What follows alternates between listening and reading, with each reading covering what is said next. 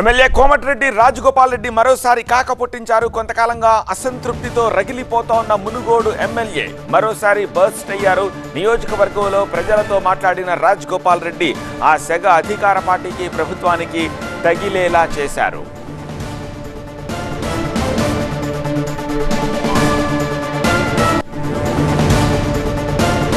తనకు మంత్రి పదవి దక్కలేదనే అసంతృప్తితోని మరోసారి వెళ్లగక్కిన కోమటిరెడ్డి రాజగోపాల్ రెడ్డి పార్టీలోకి వచ్చిన సమయంలోనే తనకు మంత్రి పదవి ఇస్తానని హామీ ఇచ్చినట్టు తెలిపారు.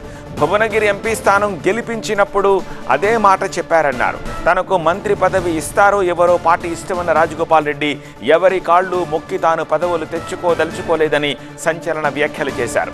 గతంలో మునుగోడు ప్రజల దగ్గర ప్రభుత్వం మొత్తాన్ని తీసుకొచ్చానని, అవసరమైతే మరోసారి అలా చేసేందుకు కూడా సిద్ధమే అంటూ పరోక్షంగా ఎమ్మెల్యే పదవికి రాజీనామా చేయడానికి కూడా సిద్ధమే అన్న సంకేతాలు ఇచ్చారు ఆయన.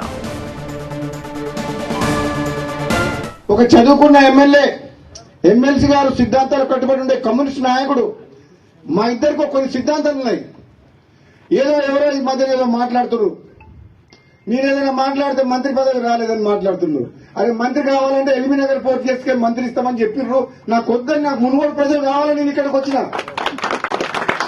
నన్ను ఎవరన్నా నీకేం కావాలి, మంత్రి పదవి కావాలన్నా, మునుగోడు ప్రజలు కావాలన్నా, మునుగోడు ప్రజలు అభివృద్ధి కావాలన్నా అంటే నేను మునుగోడు ప్రజలు కావాలి, అభివృద్ధి కావాలంట. అందులో అనుమానం లేదు.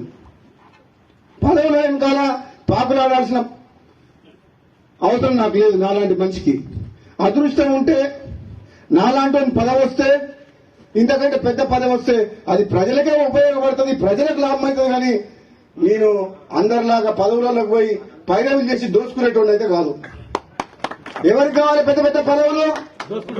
పదవులు అడ్డం పెట్టుకొని రాజకీయాల్లోకి వచ్చి, రాజకీయాలు అడ్డం పెట్టుకొని పదవులలోకి వచ్చి వేల కోట్లు దోచుకునేటువంటి వారికి పదవులు కావాలి.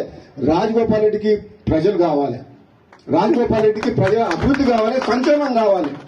నేను మళ్ళీ చెప్తున్నా, ఈరోజు నేను కావాలనుకుంటే మంత్రి అయ్యేవాడిని. కానీ నా స్వార్థం కోసం అని చెప్పేసి, నేను పదవి కోసం అని చెప్పి నేను పోలే.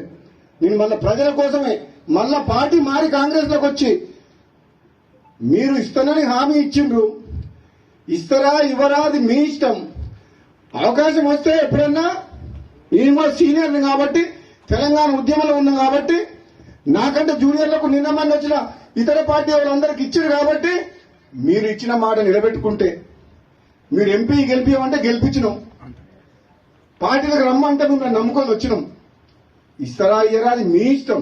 కానీ నేను మాత్రం పదవుల కోసం ఎవరింటికి పోయి కాలు మొక్కి మనసు చంపుకొని దిగజారడం మాత్రం జరగదు. నేను బతుకున్నాను. ప్రజలున్నారు నా ఎమ్మడి. నాకు కావాల్సింది ప్రజలు, వాళ్ళ బాగోగులు, ఈ నియోజకవర్గ అభివృద్ధి.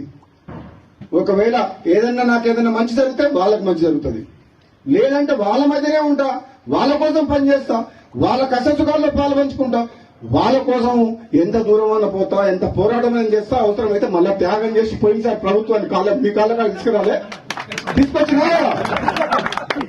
నేను రాజీనామా చేస్తే మొత్తం టీఆర్ఎస్ ప్రభుత్వం 100 మంది ఎమ్మెల్యేలు మునుగోడు ప్రజల కాళ్ళకాడికి రాలేదా? అవసరమైతే అంత దూరం కూడా పోతా. నేనైతే భయపడా.